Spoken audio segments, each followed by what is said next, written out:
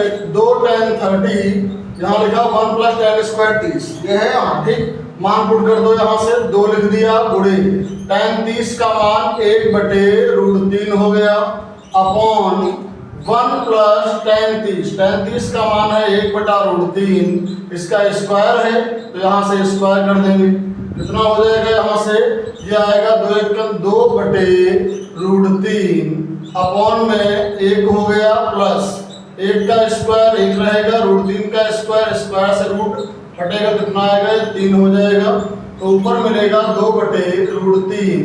Upon में 3 × 3 और 1 4, 4/3 होगा, यहाँ से हो जाएगा 3 × 6, अपॉन कितना आएगा, ये 4√3,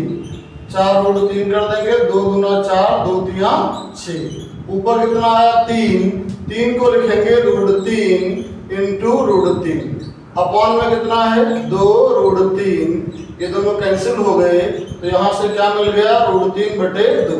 तो √3/2 कितने का मान होता है, ये आपका मान होता है sin 60 का। अगर ऑप्शन में sin 60 है तो वो टिक कर देंगे, अगर ये नहीं है तो ये किसका मान होता है, cos 30 का मान भी होता है √3/2। तो ये आपका प्रश्न सॉल्व हो। जो सेकंड पार्ट दिया गया है 2 tan 30 अपॉन में 1 - tan स्क्वायर 30, सेम वही प्रश्न है, बस कल यहाँ पे क्या हो गया, माइनस हो गया, वहाँ क्या था, प्लस था। मान रख दो, इनके कितने हो गए, देखो यहाँ 2 × tan 30 का मान 1/√3 अपॉन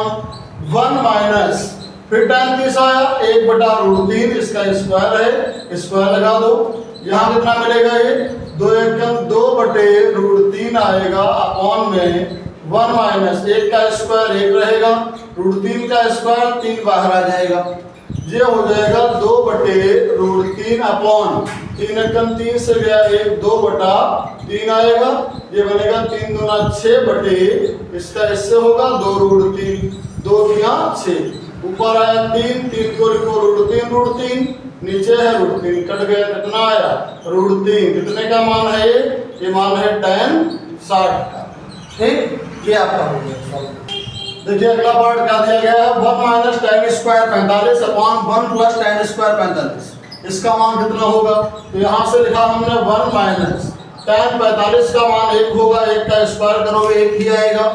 अपॉन में क्या बन जाएगा, यहाँ से 1 लिखा, प्लस tan 45 का मान क्या बनेगा 1, 1 का स्क्वायर करेंगे तब भी 1 रहेगा, ऊपर क्या होगा 1 से 1 गया, क्या मिला 0, अपॉन में क्या आएगा 2, ऊपर 0 है, सारा क्या मिलेगा 0 मिल जाएगा। ऐसे ही देखो यहाँ ये आपका फोर्थ पार्ट है, कहा इसमें a का मान निकालना है, आपको कहा गया इसमें a की वैल्यू कितनी होगी। तो देखो यहाँ sin 2a है, इसका एक फार्मूला होता है sin 2a का, 2 sin a × cos a, इधर क्या है, इधर आपका लिखा है 2 sin a, अब क्या होगा, देखो यहाँ 2 से 2 कैंसिल हो गया, साइन से साइन कैंसिल होगा, तो इधर क्या बचेगा, इधर बचेगा cos a, यहाँ साइन से साइन कैंसिल हुआ, एक बार घटाया 1 आ गया। अब देखो यहाँ पे कितना है cos a, एक जो है cos में कितने की वैल्यू होती है, तो ये cos 0 का मान कितना होता है 1 होता है, दोनों ओर से अगर cos को तुलना करें कितना cos कैंसिल होगा, तो a कितना आ जाएगा, a की वैल्यू क्या मिल जाएगी 0। इस प्रकार ये प्रश्न हमारा सॉल्व हो गया। देखिए अगला हमारा सवाल दिया गया है, cos 60 का मान कितना हो गया, cos 60 जो होता है कितना होगा, sin 30 के बराबर, तो cos 60 का मान हो जाएगा 1/2, इसीलिए याद करना है टेबल से इसको। अगला क्या है, cos 0 की वैल्यू क्या होगी, तो cos 0 की वैल्यू कितनी होती है 1, cos 0 का मान 1 होता है, और यहाँ से sin 90 का मान भी 1 होता है, और tan 45 का मान भी 1 होता है, cot 45 का भी मान 1 होता है। यहाँ से अगला क्या दिया गया कि tan 2a बराबर 1 है, तो a की वैल्यू क्या होगी, a की वैल्यू निकालना है,